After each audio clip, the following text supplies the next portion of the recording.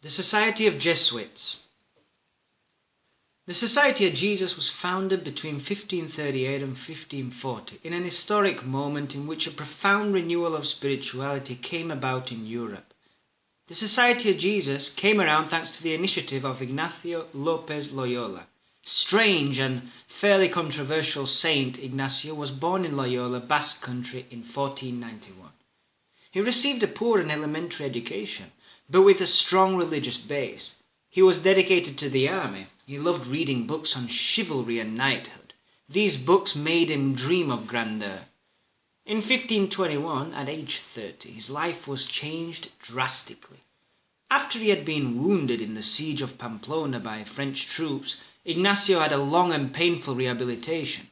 During his time, he was able to read the Flos Sanctorum, Exemplary Lives of Saints, the Vita Christi by Rodolfo of Saxony, and the Imitation of Christ by Thomas Kempis. These readings, along with his fondness for books of knighthood, led him to outline a new gallant idea at the time, the Knight of Christ, a knight in God's name.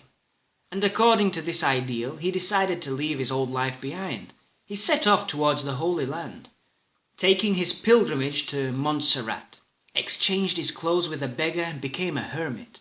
Finally, he went to Jerusalem, with the task of converting non-Christians in the Holy Land.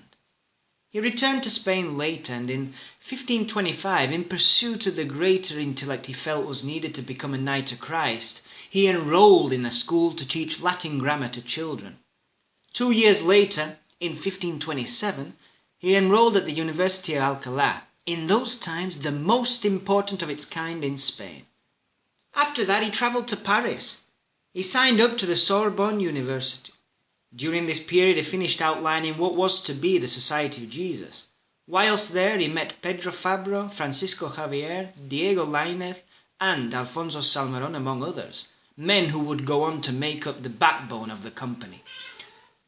This group, far from interested in the struggle against Protestantism, concentrated on a different direction, promoting their ideals going east, converting infidels.